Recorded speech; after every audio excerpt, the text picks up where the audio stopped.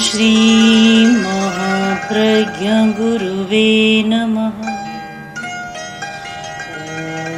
ओम श्री महाप्रज्ञ गुरुवे नमः।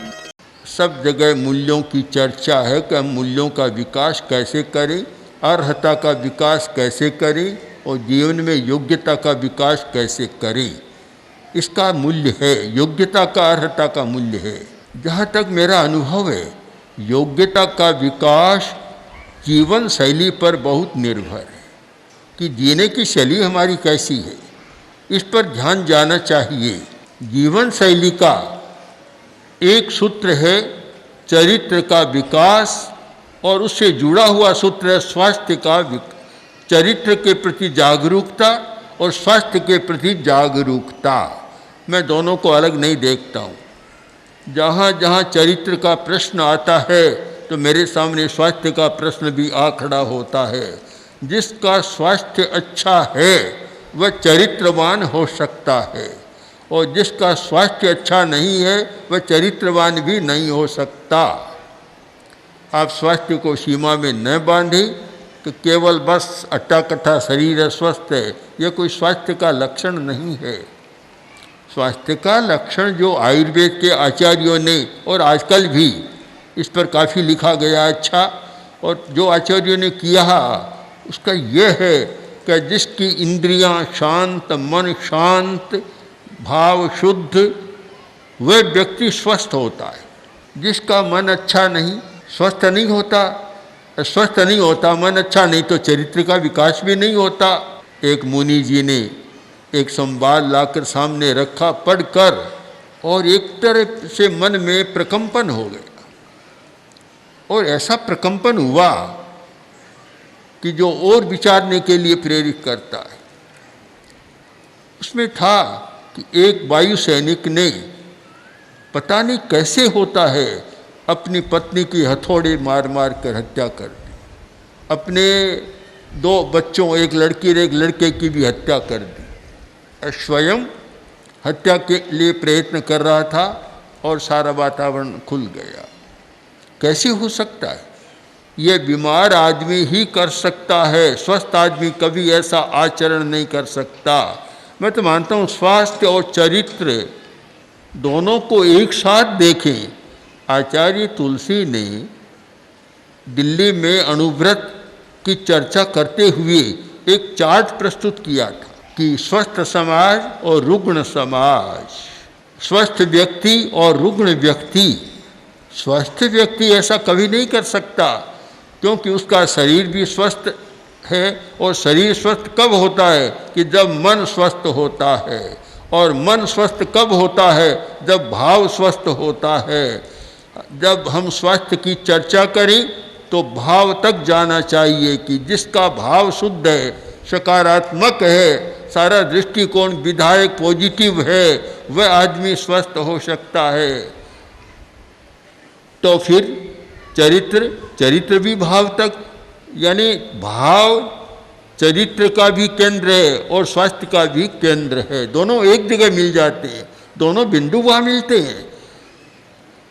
आजकल मैं देखता हूँ कि नैतिक मूल्यों की समस्या है, चरित्र का ह्रास है, ये तो बहुत स्पष्ट है, किंतु उसके साथ साथ दूसरा पक्ष है, स्वास्थ्य का भी बहुत ह्रास है।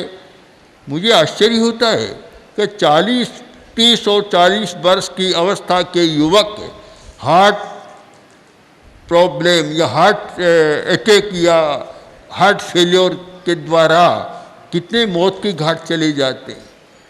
ऐसा हो नहीं चाहिए। कदाचित अपवाद रूप में हो सकता है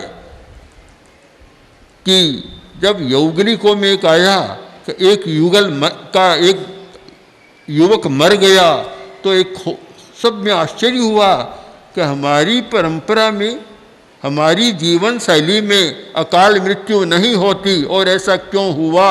एक प्रश्न चिन्ह बन गया। आज तो प्रश्न चिन्ह नहीं है।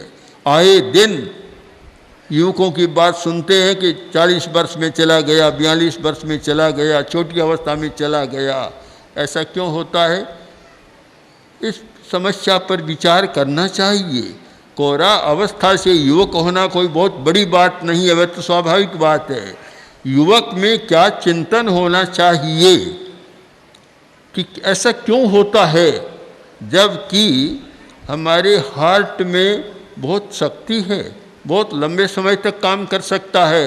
और मैं तो मानता हूँ हार्ट जैसा कोई श्रमिक हो जाए तो शायद हिंदुस्तान का क्या विश्व कायाकल्प हो जाए, इतनी ताकत है उसमें।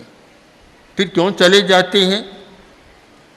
कारण कि जीवन शैली अच्छी नहीं है, स्वास्थ्य के प्रति जागरूकता नहीं है, न शारीरिक स्वास्थ्य के प्रति जागरूकता, न मानसिक स्वास्थ्य के प्रति जागरूकता, और भावात्मक स्वास्थ्य के प्रति तो बिल्कुल जागरूकता है ही नहीं। आपने समझ लिया कि स्वास्थ्य और चरित्र दोनों का संगम स्थल एक है। भाव के साथ जुड़ा हुआ है अपना स्वास्थ्य और भाव के साथ जुड़ा हुआ है हमारा चरित्र। जब भाव शुद्ध है स्वास्थ्य भी अच्छा रहेगा और चरित्र भी अच्छा रहेगा। बहुत आवश्यक है कि तेरा पंथ युवक परिषद, जहाँ हजारों युवक हैं जुड़े हुए हैं, अगर उनमें 100 युवक ऐसे हों कि जो प्रेक्षा ध्यान के प्रथम नंबर के प्रशिक्षक हों, दूसरा तीसरा नंबर नहीं, और 100 युवक ऐसे हों जो अनुव्रत के अच्छे प्रवक्ता हो और जो नैतिकता की आज की समस्या है उस समस्या का समाधान करने वाले और नैतिकता की बात को, अनुव्रत की बात को जनता तक पहुंचाने वाले हों। 100 200 आगे चले तो 100 युवक ऐसे हो जो जीवन विज्ञान के प्रवक्ता हो, विशेषज्ञ हो, विशेषज्ञ, और 100 युवक ऐसे जो अहिंसा प्रशिक्षण के प्रशिक्षक हों, और जो उपासना का चल रहा है उपासक संघ का, उपासक के प्रशिक्षक हों। इस प्रकार योग्यता का विकास हो तो एक बिना सरकारी सहयोग लिए एक युवकों की यूनिवर्सिटी बन जाती। यूनिवर्सिटी का काम क्या है? पहले तो ये था कि विद्यार्थियों को पढ़ाओ, और अब इन वर्षों में यूजीसी ने बार बार इस बात को दोहराया कि विश्वविद्यालयों को समाजाभिमुख होना चाहिए। जिस विश्वविद्यालय के द्वारा समाज की कोई काम सेवा नहीं होती उस विश्वविद्यालय का मूल्य भी कम हो जाता है, केवल पढ़ाना नहीं है। इतने व्यक्ति तैयार हो सकते हैं। आज कहीं अपेक्षा रहती है काम करने की, प्रशिक्षक बुलाओ, महावीराज गेलड़ा को बुलाओ, बजरंग जी को बुलाओ और नौलखा को बुलाओ, 3 है और कुछ चौथा नाम है। बहुत कम है जहाँ इतने क्षेत्रों में काम चलता है, बहुत कम है। कैसे हो? नहीं तो ऐसे हो कि कहीं से बुलाने की ज़रूरत नहीं। हमारे यहाँ प्रशिक्षक तो हमारे गांव में तैयार है, हमारे शहर में तैयार है, बाहर से बुलाने की ज़रूरत ही नहीं है। हमें कुछ अब नई बात सोचनी चाहिए, नया चिंतन करना चाहिए। केवल ढर्रे से चलने से कोई विकास नहीं होता। विकास के लिए नया चिंतन, नई कल्पना और नई सृजनात्मक दृष्टि होनी चाहिए। मैं मानता हूँ कि विकास की दृष्टि से कोई चिंतन करे उस समय उस व्यक्ति को आचार्य तुलसी बन जाना चाहिए। बहुत अच्छी बात है, ये संकल्प लेकर बैठे कि मैं आचार्य तुलसी बन रहा हूँ, तो हम ऐसी योग्यता अर्जित करें कि जैसे बाहर से कोई ज़रूरत न रहे। क्षमता है, और आजकल तो युवकों में और युवतियों में भी अध्ययन का भी क्रम आगे बढ़ा है। लड़कियां भी बहुत अच्छी अच्छी तैयार हो रही है। अगर हम समाज के व्यक्तियों को प्रशिक्षित कर और 1500 ऐसे व्यक्तियों का निर्माण करें कि हमारा अपना विश्वविद्यालय किसी सरकारी सहायता की अपेक्षा के बिना एक ऐसा बन जाए कि शायद मांग आनी शुरू हो जाए। आपको पता है आज कितना युग आगे बढ़ गया, और आज के युग में एक अच्छी बात है कि बाहर बाहर कॉन्फ्रेंसें होती रहती है देश में और विदेश में। बड़े बड़े वैज्ञानिक, बड़े बड़े बौद्धिक, बड़े बड़े प्रोफेसर उसमें भाग लेते। अब अगर हमें कुछ काम करना है और वर्तमान युग की समस्याओं को समझना है और वर्तमान युग की समस्याओं का समाधान करना है और युग के साथ चलना है, तो उस कोटि में हमें जाना होगा, उस भूमिका पर जाना होगा। आज तो हमारे पास बहुत कम है। बहुत बार सोहन जी गांधी जाते हैं, गेलड़ा जी जाते हैं, बस, और तीसरा नाम तो अब खोजना पड़ेगा। समणिया अवश्य यह काम कर रही है। बार्सिलोना में, स्पेन में जो कॉन्फ्रेंस हुई, कॉन्फ्रेंस क्या, वह एक धर्म संसद का आयोजन था और जिसमें विश्व धर्म के बड़े बड़े लोग आए थे। और वहाँ समणियों ने जो कार्य किया, और वहाँ अमेरिका के जो जैन एसोसिएशन के सेक्रेटरी और उप प्रमुख या उनके जो पत्र आए, इतने गौरवपूर्ण पत्र थे। उन्होंने इतना लिखा कि अब दुनिया को जैन धर्म को समझने का मौका मिल रहा है। योग्यता का विकास, तो आप एक बात पर निश्चय करें कि योग्यता का विकास करना है, और जिन युवकों में आगे बढ़ने की जिज्ञासा हो या ऐसा लगे कि जिज्ञासा जागृत नहीं है पर ये आगे बढ़ सकते हैं, उनको कैसे प्रोत्साहन दिया जाए, कैसे आगे लाया जाए और कैसे उस भूमिका में लाया जाए। गुरुदेव की बहुत इच्छा थी कि 150 जैन विद्वान तैयार करें जो व्यापक क्षेत्र में काम कर सकें, पर पूरा नहीं हो सका।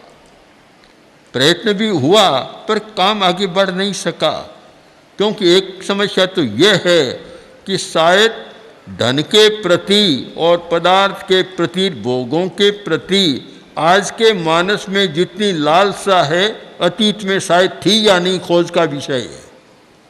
आगे का जमाना तो ऐसा था कि मानदंड बना हुआ था कि सिर में केस आ गया, सफ़ेद केस, तो समझते यमराज का निमंत्रण आ गया है, अब संसार को छोड़ो, साधु सन्यासी बनो, वैराग्य में जाओ, त्याग कर देते, घर को छोड़ देते थे। रामायण का प्रसिद्ध है कि महारानी वह राजा का केस संवार रही थी और इतने में अचानक बोली कि एक यमदूत आ गया, दूत आ गया। राजा ने कहा मेरे महल में कैसे आ सकता है, इतने पहरेदार खड़े हैं, नंगी तलवारें लिए, कोई भीतर आ नहीं सकता। उसने कहा महाराज आ गया। अरे कैसी बात करती हो, कहाँ गया? केस उखाड़ा और हाथ में दिया और कि यह आ गया। राजा ने कहा मेरी बड़ी भूल हुई, हमारे पूर्वज तो सफ़ेद केस आने से पहले ही त्याग कर देते थे और मैं पीछे रह गया, तत्काल उठा और घर को राज्य को छोड़ कर चला गया। आज तो शायद एक केस नहीं 1000 केस आ जाए, 1000 केस तो फिर से काला करने का प्रयत्न तो करते हैं। मैंने एक बार पढ़ा, है तो बड़ी मजाक की बात, एक 2 सहेलियां मिली, एक ने पूछ लिया कि अभी तुम्हारे पति के केस इतने काले कैसे रहते हैं, इसका राज क्या है? बोली नहीं बताऊं तो अच्छा है। अरे बता तो दो क्या है? कि देखो मैं जब जूते की सफाई करती हूँ उस पर लगाती हूँ रंग और वही पीछे फिर पति के सिर पर फेर देती हूँ, इससे काला हो जाता है। तो ये काला करने की बात तो मन में आती है पर त्याग करने की, छोड़ने की बात नहीं आती। आज मैं देखता हूँ कि हमारे पास दीक्षा लेने आते हैं, छोटे छोटे आते हैं, पता नहीं क्या बात है, छोटे लड़कों में तो ऐसा उल्टा चक्का चल रहा है। 7-8 बरस का बच्चा और पीछे पड़ गया कि मैं साधु बनूंगा, पीछे पड़ा हुआ है, हमारे साथ है। हमने कहा अभी तुम पढ़ो, राहती मास्टर ने कहा कि अभी पढ़े, पर वह घर जाना ही नहीं चाहता। छोटों में तो है पर बड़ों में कहें कभी 40 वर्ष के हो गए, 35 वर्ष के, 30 वर्ष के दंपति दोनों दीक्षा ले सकते, आगे तो लेते थे जोड़ा। अब तो इतना मोह व्याप गया कि वे दीक्षा की बात तो क्या और बात भी नहीं सोचते कुछ। तो एक ये जो भावना का परिवर्तन आया है, स्वास्थ्य का, चरित्र का और चिंतन का एक पहला बिंदु है जिस पर सबको चिंतन करना चाहिए कि हमारी जीवन शैली का एक प्रमुख अंग बने अच्छा स्वास्थ्य और अच्छा चरित्र। आप एक फार्मूला बना लें, अच्छा स्वास्थ्य और अच्छा चरित्र। अगर स्वास्थ्य अच्छा है तो आपका चरित्र भी अच्छा होगा, और अच्छा स्वास्थ्य तो समझ लो इसका चरित्र भी अच्छा है। और चरित्र को आप केवल शरीर तक सीमित न रखें, शारीरिक, मानसिक और भावात्मक जो अपने प्रेक्षा ध्यान का एक मुख्य सूत्र बना हुआ है। जीवन शैली का एक अंगो आवेश नियंत्रण। आवेश पर नियंत्रण करना सीखें। मैं तो मानता हूँ उस युवक को बहुत साधुवाद देना चाहिए जो आज आवेश नियंत्रण की साधना करके और बिल्कुल संतुलित आवेश हो गया है, जिसका संतुलित है, कभी ऐसा उत्तेजित नहीं होता कि उसके हाथ से कोई अनर्थ हो जाए, इतना नियंत्रण। तो यह आवेश नियंत्रण का अभ्यास भी होना चाहिए और हमारी जीवन शैली का प्रमुख अंग बनना चाहिए। और कुछ एक बात और है कि स्वास्थ्य की विकृति भी काम करती है, क्योंकि जब शरीर में इस प्रकार के कुछ रसायन पैदा होते हैं तो आदमी अपना विवेक नहीं कर सकता और बड़े से बड़ा अनर्थ उस क्षण में कर देता है। तो ये रासायनिक नियंत्रण भी हो सकता है अगर स्वास्थ्य नियंत्रण और प्रेक्षा ध्यान का प्रयोग करें। दृष्टिकोण भी हमारा अनेकांत का होना चाहिए, अनेकांती दृष्टिकोण, जिससे आग्रह नहीं होता, लड़ाइयाँ कम हो जाती है। आज बहुत सारी लड़ाइयाँ होती है तो हमारा दृष्टिकोण सापेक्ष नहीं है, समन्वय का नहीं है, एक दूसरे को समझने का नहीं, अनेकांत का नहीं है। अनेकांत जैसा बढ़िया दर्शन हमें मिला और उसका उपयोग जीवन व्यवहार में अगर नहीं होता है तो सचमुच आश्चर्य की बात है। तो हमारी जीवन शैली का एक प्रमुख सूत्र होना चाहिए अनेकांत दृष्टिकोण का प्रशिक्षण। पर कभी एक वर्ष केवल अनेकांत प्रशिक्षण की ज्ञानशालाएँ चले, प्रशिक्षणशालाएँ चली, केवल अनेकांत का प्रशिक्षण, जिससे कि दृष्टिकोण बदल जाए, सच्चाई को देखने की दृष्टि बन जाए और हम बहुत सारी बुराइयों से बच जाएं, जिसमें सेवा जीवन शैली ऐसी हो कि स्वार्थी आदमी न हो, कोरा अपना स्वार्थ न देखे, दूसरों का स्वार्थ भी सामने रखे। सेवा की भावना, सहयोग की भावना और श्रम निष्ठा, श्रम की भावना, ये साथ में रहे तो वह जीवन शैली अच्छी होती है। मैं देखता हूँ मेरे सामने कभी कभी कोई व्यक्ति आता है और बहुत भारी भरकम होता है, तो पता नहीं मेरे मन में अचानक कष्ट सा होने लग जाए। सचमुच एक मन में थोड़ा एक अटपटापन लगता है कि इतना भारी क्यों हो गया।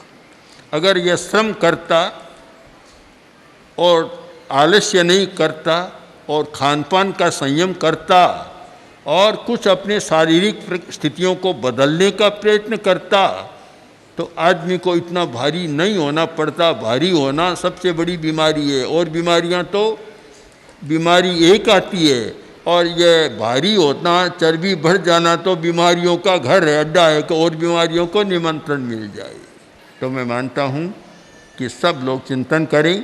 प्रेक्षा ध्यान का शिविर किया वे लोग भी चिंतन करें कि जीवन शैली कैसे, अगर एक बार शिविर कर लिया और जीवन शैली में कोई परिवर्तन नहीं आया तो कोई बहुत अच्छा काम नहीं हो सकता। और युवक आए, अधिवेशन हो गया और 12 महीना वैसी जीवन शैली रही तो भी कोई बहुत अच्छा काम नहीं हो सकता। मूल बात है ये अधिवेशन, मिलन, शिविर, ये एक प्रेरणा होती है और एक हमारे मार्गदर्शन होता है, उससे हम लाभ लें और अपनी जीवन शैली को बदलें तो बहुत लाभ उठाया जा सकता है। और ऐसे अवसरों पर जहाँ चिंतन मंथन होता है उससे लाभ उठाएं और सबसे पहले यह ध्यान दें। आज पूरे विश्व का ध्यान इस पर जा रहा है कि लाइफ स्टाइल कैसे बदले, बड़ी बड़ी गोष्ठियाँ होती हैं इस पर, पश्चिमी देशों में बड़ा चिंतन हो रहा है और हमारे सामने तो बहुत साफ है जीवन शैली। तो एक ये बन जाए कि ये युवक है कैसे कि देख लो इसकी जीवन शैली, बस ये बन जाए कि इसकी जीवन शैली देखो, बता रही है कि युवक है या युवक परिषद का सदस्य है, ऐसा बने, इस दिशा में प्रस्थान हो, तो मैं मानता हूँ कि शायद ये मिलना, इकट्ठा होना, इतना श्रम करना, इतनी व्यवस्थाएं करना बस सार्थक हो सकती है और सार्थक होनी चाहिए। केवल मेला नहीं होना चाहिए कि मिले, इतना सब हुआ और निष्पत्ति में कुछ न निकले तो कोई बहुत अच्छी बात नहीं होती।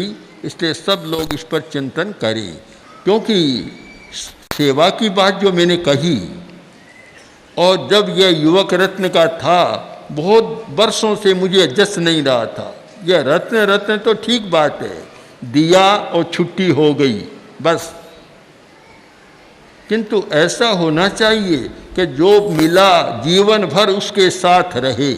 यह सेवा की प्रेरणा जाग जाए और धर्म संघ के लिए या समाज के लिए जो सेवा का समर्पण कर दे, शायद सबसे बड़ा अलंकरण होता है। तो बहुत अच्छा एक चयन हो गया, नाम का भी अच्छा चयन हो गया, सेवा व्रती। जिसको मिलता है उसका ध्यान रहेगा, मैंने सेवा का व्रत लिया है तो मुझे सदा सेवा करना है। एक प्रेरक सचेतक साथ में हो गया कि कहीं भी गलती हो चेता देगा, तुमको देखो सेवाव्रती हो, क्यों इनकार करते हो। रत्न कोई आड़े नहीं आता, उसमें तो मोह और बढ़ जाता है, मोह बढ़ता है उसका। तो एक बहुत अच्छा हुआ है और मैं समझता हूँ कि हमारे समाज में सेवाव्रती बने। अब एक काम करना होगा युवक परिषद को, अब सेवाव्रतियों की सूची बनाने, रत्नों की सूची बनाने की जरूरत नहीं है। अब नए सिरे से शुरू करो कि कितने सेवाव्रती हुए, और जिस दिन 150 सेवाव्रती, कोई दो एक की जरूरत नहीं, एक साथ 5 भी हो सकती, इसमें कोई स्पर्धा नहीं है, ये तो एक प्रेरणा है। और जिस दिन युवक परिषद के द्वारा प्रदत्त 100-200 लोग सेवाव्रती बन जाए तो एक बहुत बड़ा काम करने की प्रेरणा और बहुत नया काम हो सकता है। कि कितने हमारे पास सेवाव्रती हैं, हमारे पास दूसरे बड़े बड़े संगठन आते हैं कि हमारा यह सेवक है, वे सेवक ही कहते हैं, ये सेवक है और इसी काम में जीवन लगा रखा है। और सेवाव्रती का लक्ष्य होना चाहिए कि एक दिन मुझे पूरा जीवन धर्म संघ के लिए समर्पित करना है, यह लक्ष्य साथ में बन जाना चाहिए। तो मैं मानता हूँ कि यह एक बहुत अच्छा, एक नया उपक्रम, बड़ा उपयोगी जो धर्म संघ के लिए, समाज के लिए हमारे सामने आया है। इन सब पर चिंतन कर और कुछ नई लकीरें खींचने का प्रयत्न करें और आचार्य तुलसी के उस सूत्र को याद रखें। बहुत बार कहते थे, कभी कोई पुरानी बातें थी, कुछ नया नया जुड़ना चाहिए, विकास होना चाहिए। तो मैं मानता हूँ ये जो विकास की कुछ रेखाएं हमारे सामने है, इस पर सब लोग चिंतन कर और उत्तरोत्तर विकास करने की भावना रखें, तो शायद इस परिषद का भी बहुत बड़ा श्रेय होगा और यह धर्म संघ और समाज के लिए भी बहुत उपयोगी सिद्ध हो जाएगा।